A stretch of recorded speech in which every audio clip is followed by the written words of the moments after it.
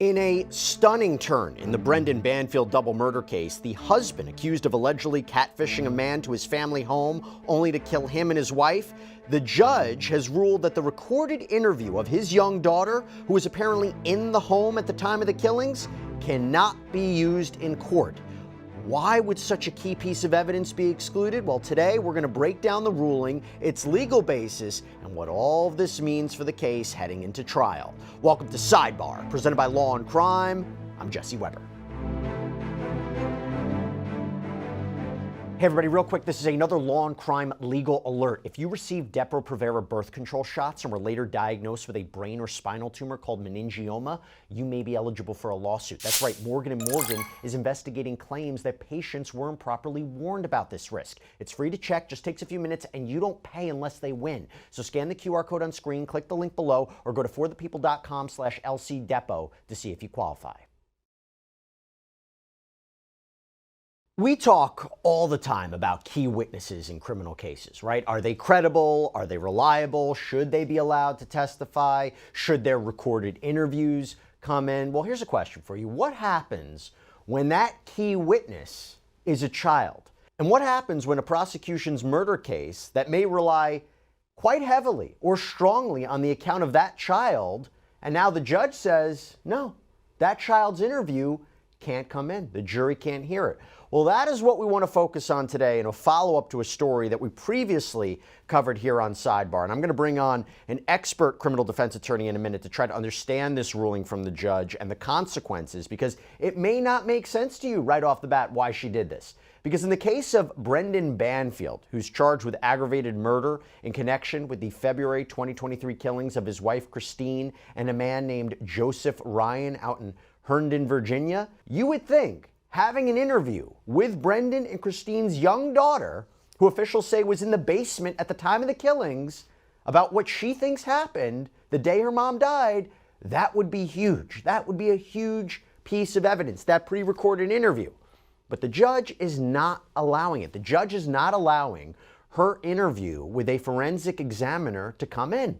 Why? That's what we're going to discuss. Now, first, let me briefly get you caught up to speed on this very twisted story. So, Brendan Banfield worked as an IRS criminal investigative agent. He joined the agency in 2009, had worked in the Criminal Investigations Division for 4 years. This is according to an agency spokesperson. February 24th, 2023, 37-year-old Christine was found in the family home with multiple stab wounds. And alongside her was 39-year-old Joseph, who was apparently shot to death. Joseph was pronounced dead at the scene. Christine died at the hospital. Now, Banfield apparently initially told dispatchers that Joseph broke into the family home, killed Christine, and that he shot him in self-defense. Actually, the family's 24-year-old au pair, Juliana Perez Maglahays, confirmed she helped shoot Ryan too during this alleged attack. So talking about different weapons being used here.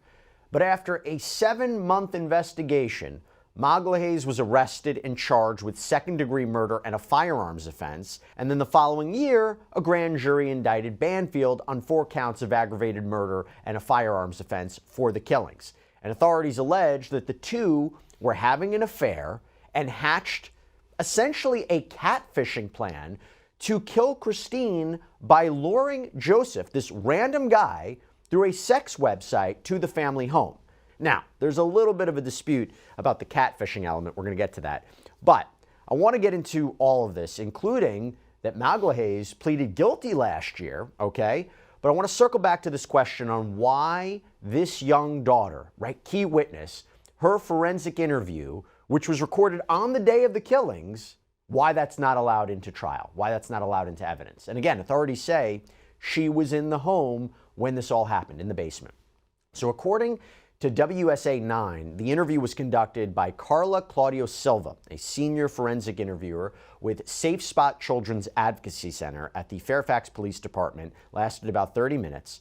The prosecutor in this case, Deputy Commonwealth Attorney Eric Klingen, argued that this child is a victim of the killing. Okay, so this interview should come in. Quote, "It's an act of abuse against her by virtue of what her father did that morning." Defense attorney John F. Carroll argued Banfield never gave permission for his daughter to be interviewed, And the judge overseeing this case, Fairfax Circuit Court Chief Judge Penny Ascarati, who, by the way, many of you may remember as the judge that oversaw the Johnny Depp Amber Heard case, okay, sided with the defense, ruled the interview can't come in. Why? Let's talk about it. So I am joined on set by somebody you might recognize when we were doing all of our Diddy coverage and our live shows. Nationally recognized criminal defense attorney William Korman is with us. William, good to see you. Thanks for taking the time. It's a pleasure. First time here on Sidebar, on the set. Really appreciate it. Okay, why didn't the judge allow this interview to come in? There's a very specific Virginia statute that indicates that if a child is going to be interviewed, regardless of the context within which they are interviewed, that a parent or a guardian has to give permission. So it's important to remember the timing of all this. When the police first interviewed the child in this particular case, they had no idea what was going on, and the father never gave permission for the child to be interviewed. So the judge is really construing the statute very, very strictly to the letter, it seems. But here's the thing. Banfield's also facing child abuse and felony child abuse cruelty charges. Isn't this child a victim? Doesn't this child's forensic interview have a right to be heard in this criminal case if he's facing those charges? Sure, in theory. However, the timing and the chronology of this is what matters, because that charge didn't come until way after the fact. As a matter of fact, Banfield's already charged with murder, and it almost seems as if the government is realizing later on down the road, we need to figure out a way to keep this interview in, and that's when they charge him with child abuse. So in other words, the judge is saying because she's not a direct victim of this heinous crime, that interview is not it's not relevant, it's prejudicial. What is it? Is it the idea of the way the child was interviewed, what the purpose of the interview was, that she wasn't being interviewed as a victim of a crime, but being interviewed as I'm not really sure. Again, it's a little confusing. Sure. So again, what I look at it this way. At the time the interview took place, nobody knew what was going on. And common sense would indicate that perhaps a parent or guardian should give police authorization to interview this child. I mean, again, at the time of the interview, the daughter was only 4 years old. So she was very, very, very young. No one knows what's going on. No one knows who's going to be charged with what. So the statute requires that a parent or guardian give authorization before the police go interview minors. I mean, we can imagine a slew of circumstances where we would really want that. We don't want police going into elementary school classrooms and interviewing young children without their parents or guardians knowing. Well, here's the thing, right? So I guess the idea is because the intent was to gather information about the criminal case, about the killings, as opposed to this child being a victim of child abuse, right? Because you can interview a child about child abuse. They're a victim of that kind of crime. I get it, right? Like there has to be a limit in terms of what that child is able to say to law enforcement without the parent's permission. At the same time, if you were talking about a man who's accused of killing this young girl's mother, how is she not a victim? Victim impact statements, criminal cases, victim impact statements. You're talking about people who are representing what the loss was like to them, but I feel like she's a victim. So again, I'm not disagreeing with you at all, but essentially what I'm saying is the statute is written very specifically and very directly, and that's really what we're dealing with here. And that's not in every state. Absolutely not. I mean, this is an, I don't want to say an unusual statute, but this seems to be a statute that the Virginia legislature passed. How much of a blow is this to the prosecution's case? Can she, this young daughter, still be called to the stand at trial and testify?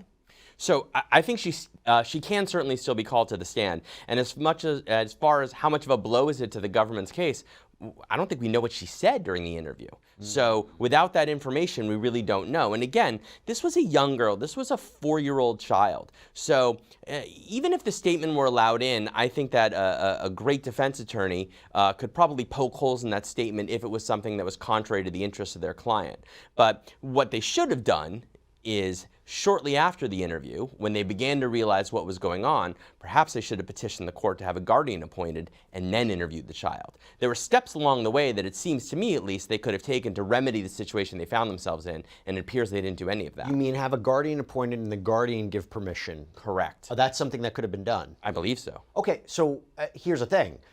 There would be a difference between a forensic interview conducted on the day of the killings, I mean witness recall, memory, versus testifying at a trial years later, right? That's the value of that forensic interview and why the prosecution wanted it in so bad. Absolutely. But again, they could have filed some petitions with the court when they were trying to figure out exactly what was going on, who the defendants were, what was really going on, and then asked the court to appoint a guardian. That could have happened much, much earlier. There's a lot of interesting points about this case, besides the fact the daughter's forensic interview apparently not coming in. So Judge Ascarati also denied the defense's motion on Friday to have the prosecutor in this case, Prosecutor Klingon, removed from the case and for the indictment to be dropped against Banfield. And the argument was from the defense that Klingon improperly guided the co-defendant in this case, McGeough, through an interview, and the judge denied these motions, so the indictment stands and the prosecutor's going to stay on the case. But I want to talk for a second about her. She ended up pleading guilty to manslaughter last year, and she reportedly provided a proffer and was interviewed by Klingon. Now, William, first of all, McGeough, this co-defendant, this au pair, is it unusual to you that this would happen? In the sense that, is it unusual that you have a co-defendant who would ultimately plead guilty to a lesser charge, possibly going to be a key witness at the trial of Banfield? It's not unusual to you that we're seeing a deal like this or pleading guilty like this? Not at all. It happens all the time. It happens all the time. So, she's much younger. She probably is going to say that she was coerced into this by him. She obviously accepted responsibility. She took a plea. She took a plea to a serious charge. But the fact that she, in exchange for a lesser charge, is willing to testify against her I assume lover. she is. I assume she is. I think it's safe to assume if she gave a proffer that inevitably she's going to testify. Here's where it gets confusing, okay? So her proffer confirmed this catfishing theory that I mentioned before, confirmed the affair, confirmed that she helped to commit the killings, and apparently, or participated or helped in some way or facilitated in some way. Now, apparently, she even wrote in a message to her mother while she's been locked up in jail, quote, "I'm just so upset and heartbroken for doing this to Brendan.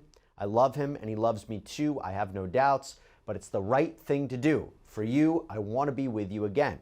Interesting. It is being reported that not everyone may be on board with the catfishing theory of the killings despite her proffer, because apparently you have a police digital forensics examiner who looked at multiple devices and testified that Christine Banfield was actually looking to have an affair with Joseph Ryan. So there's a split on whether the messages that Joseph was receiving on this social networking platform, were they actually from Christine or were they from the defendant, Mr. Banfield? And according to ABC News, Deputy Chief Patrick Brush, who oversaw the Fairfax County PD's Major Crimes Bureau at the time, testified that this digital examiner would, quote, "never be doing another digital forensics case in your Major Crimes Bureau." Wow. Now, not surprisingly, Banfield's attorney has criticized the investigation in this case, saying investigators move forward with a catfishing theory maybe too quickly without really doing the proper corroboration or having the proper corroboration, claim that Brush resigned after his testimony. It's a fascinating case. What is going on? It's a fascinating case with so many twists and turns, it's almost hard to keep track of it all. But, again, what we have here is what a gift to the defense, right? We have a police officer, somebody who works for the police department, essentially validating the defense for the defendant. That happens so rarely, and not only that, as a result of, I don't want to use the term whistleblowing, but let's use it, as a result of coming out and saying, I don't agree with the rest of my department, he's then being told, or the chief is saying on the air, that this guy's never going to investigate another case again. It's fascinating. I mean, talk about twists and turns. Yeah, because the catfishing theory is important to the case to establish why Ryan was maybe allegedly lured there and the motivation for the killings, or what they wanted to stage it to look like, right? That's the idea, staging it to look like he came in and Banfield was protecting his wife or trying to act in self-defense. I mean, that's the allegation from the prosecutors. I will tell you, it's interesting. Fox 5 DC reported that Judge Ascarati has asked the prosecution and law enforcement to explain some of this, to explain why apparently detectives and investigators in the case have been transferred to other assignments as this case has moved forward. So she's entertaining this to a certain degree. Yeah, it has echoes of the Karen Reed case in Massachusetts, right? Where we have state troopers who are being called out for the actions that they took during the course of the case. It's the same sort of scenario. We have law enforcement who, quite frankly, are abusing their positions and are jumping around unlawfully and are damaging a defendant's right to a fair trial. I think it's absolutely correct for the judge to do that in this case, just like it was right for the judge to do it in the Karen Reed matter. Why not? Why wouldn't the judge say, okay, it's a little bit of a mess. Why not throw out the indictment? Why not remove Klingon? Did she just feel at that point that's too extreme of a remedy? I think dismissing a case is a pretty extreme remedy for this sort of misconduct. I don't think it goes that far. I think that, again, the judge is trying to get to the bottom of it, and perhaps heads will roll as a result of it. But I think dismissing the case overall goes too far. How important is it to establish who sent the message to Joe Ryan? In other words, how strong of a case do you think this is against Banfield? Because you have their apparent statements, what they made at the time. Joseph and Christine were killed, self-defense or not. Prosecutor Klingon seems to have the goods when it comes to the idea of the defendants having an affair. Said not only do you have her account, McGeough's account of them having an affair, but he claims they traveled to New York City months prior to the killings, took romantic photos. So I'm assuming they have travel records, a digital trail, her testimony. Is the case rises or falls with whether or not the prosecution can prove Banfield tried to lure Ryan to that house? Well, who Ryan is and why Ryan is there is huge. I mean, that needs to be answered. I suppose you could cleverly craft a way around it if for some reason we don't find out who the or whether or not there was catfishing and who started that. But that's really what this case is all about. So who sent those messages, who got Ryan to come to the house is very important. Again, I think that it is possible to weave a tale in between the two, but if we find out that Banfield is the one who set up this whole catfishing scheme, case is over. Let me ask you this. If the judge says, listen, this is something that I'm not going to dismiss the case. The prosecution can move forward with their theory of catfishing. They have to prove it to a jury.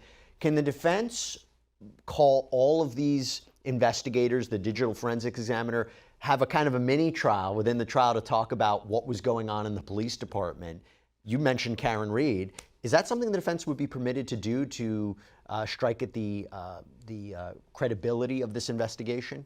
To an extent, I'm sure they can. I mean, again, they're going to want to call that digital forensics investigator. That's going to be their key witness. Here is somebody who worked for the police department who is basically confirming our theory of everything. And then from there, and what happened when you told your colleagues about your theory? Well, I was shunted aside and told I'd never work in this field again. All that would come out. Our understanding is when it comes to McGeough, who again is probably going to be a key witness at the trial, faces up to 10 years on the manslaughter charge. Correct me if I'm wrong, but I think that's what we saw. Believes she's set to be sentenced in December. What could she be looking at? Well, again, I think that if the sentence is up to 10 years, she did participate in a brutal killing. In some way. In some fashion. I mean, she's admitted, my understanding is she's admitted to shooting Ryan, so she did participate in some way. I mean, she shot the guy. I don't think there's any allegations that she took part in the killing of Christine, but nevertheless, I think that she's facing a significant sentence. And again, in a situation like this, a 10-year sentence, some would argue that that's significant, some would argue it's not enough, but if all she gets is a 10-year sentence for her participation in essentially a brutal double murder, I think that that's what's going to happen. And his trial is scheduled for October, faces life in prison if he's convicted. So there's a lot of moving parts, a lot that could ultimately happen, but we'll see. We'll keep a careful eye on it. William Korman, thanks for coming on here on Sidebar and coming into studio. Appreciate it. Thanks for having me. Good seeing you. You too. And that's all we have for you right now here on Sidebar. Everybody, thank you so much for joining us. And as always, please subscribe on YouTube, Apple Podcasts, Spotify, wherever you should get your podcasts. I'm Jesse Weber. I'll speak to you next time.